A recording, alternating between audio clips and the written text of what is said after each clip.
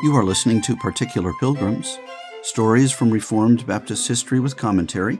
I'm your host, Ron Miller, pastor of Covenant Baptist Church of Clarksville, Tennessee, and a longtime student and collector of Particular Baptist history.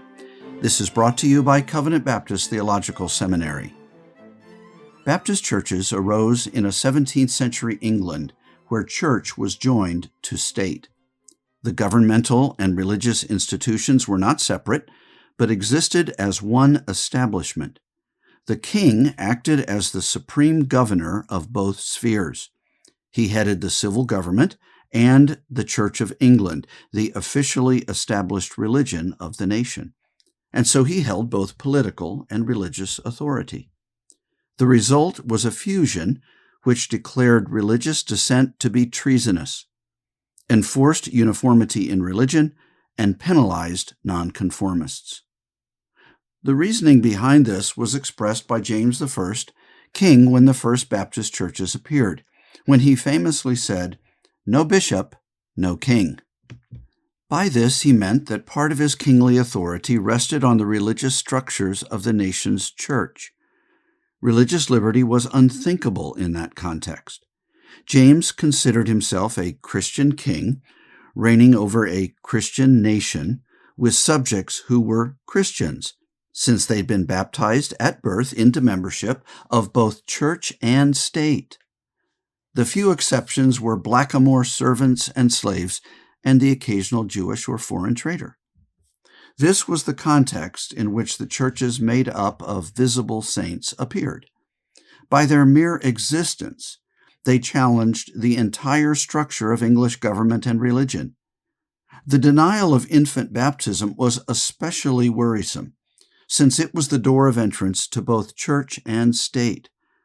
Why, independent churches and believers' baptism, those are nothing less than the overthrow of all order in England. This helps explain why nonconformists were persecuted and into what context the Baptist writers published their distinctive doctrines. Now, before I go further, I need to make two definitional points. First, I'll be using the word Baptist in an anachronistic sense. The word Baptist to describe churches subscribing to a visible saints membership and immersion upon profession of faith began to come into common usage in the 1670s. Before then, their self-designation was ordinarily something like the Churches of Christ Baptized or Baptized Believers. But since these same men and churches were later called Baptist churches, and it is the common designation today, I will use it. Second, I will use the term General Baptist to describe the early Arminian separatists who practiced believers' baptism. Now that can be controversial, because most of their baptisms were done by pouring, perhaps some by sprinkling or dipping. Since it wasn't ordinarily done by immersion, certain historians don't consider them Baptists. They think of them as separatists who held to the idea of a regenerate church membership, but didn't actually baptize because they didn't immerse converts. But because these churches did embrace immersion a few years later and are usually called Baptists, I will also use that name. The founders of the General Baptists are considered to be John Smyth and Thomas Helwys. Smyth, born about 1554, was educated at Cambridge and then ordained as a priest in the Church of England. He filled a preaching post in Lincoln, where he was a moderate Puritan. After King James rejected Puritan attempts at reforming the church in 1603, Smyth attended a conference on nonconformity, and by 1607 had reached a separatist position. He had left, in his mind, the Church of England. In a book written that year, he advocated that only saints should make up the visible church and that churches should be formed by covenant with God and covenant with each other.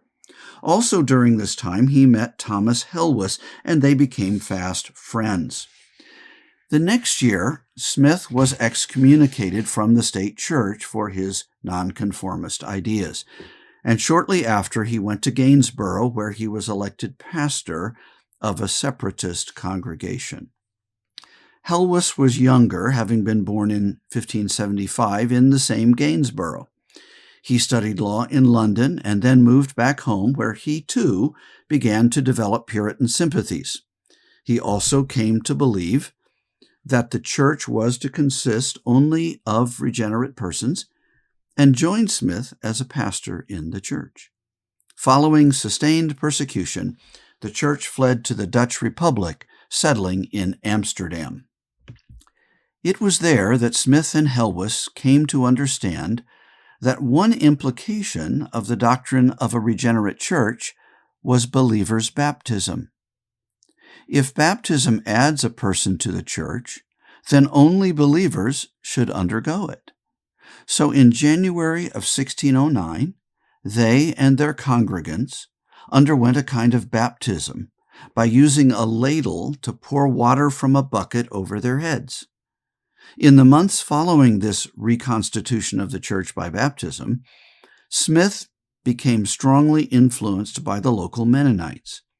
He and Helwys became Arminian in their theology, but were divided on other Mennonite doctrines. So in 1612, Helwys and 12 church members returned to England, establishing their church in White's Alley, Spitalfields, in the north of London. Helwys brought with him a book he had written entitled A Short Declaration of the Mystery of Iniquity.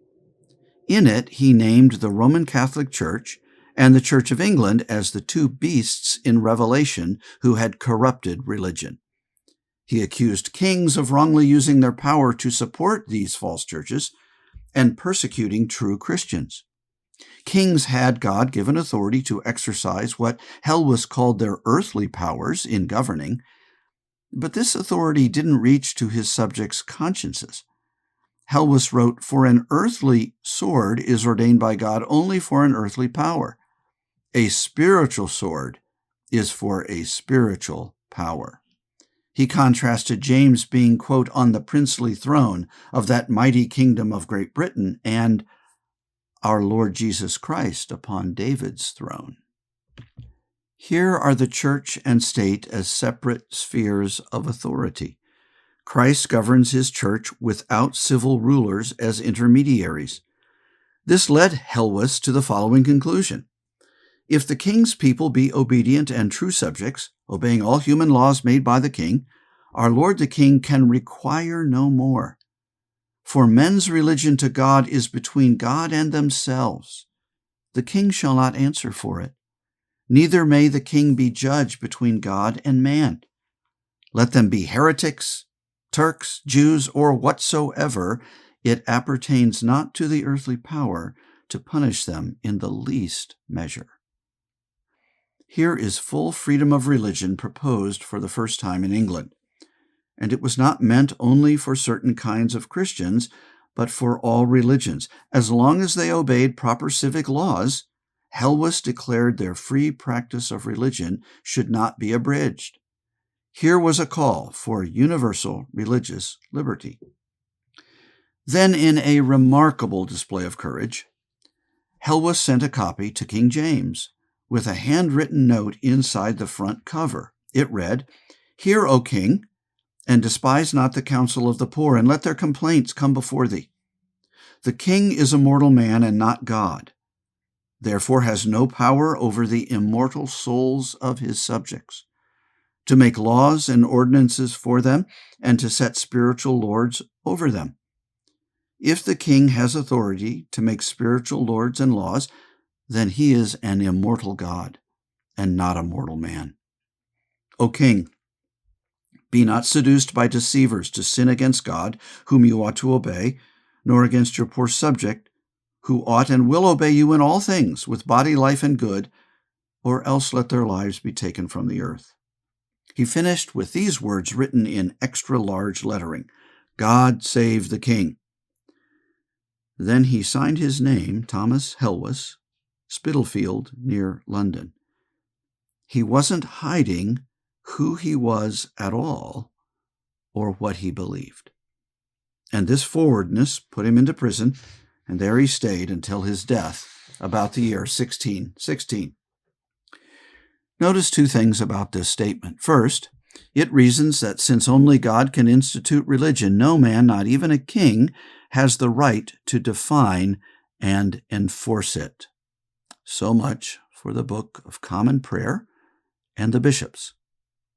Because doing these things would make the king God.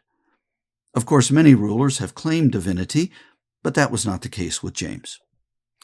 Helwys further supported this by arguing that each man would give an account to God at Judgment Day. No king would stand with him or for him, and if that man contended, "I was compelled in religion," that would not be accepted as an excuse.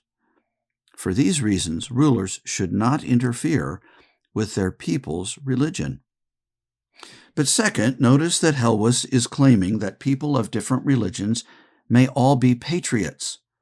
There did not have to be one religion in a nation for civic peace or national unity to thrive. To differ in religion from the king didn't necessarily infer treason. The two God-appointed spheres of church and state were, according to Helwys, meant to coexist. These ideas will be embraced and developed by others, as we'll see in future episodes. Thank you for listening today. This is Ron the Baptist, wishing you grace and peace.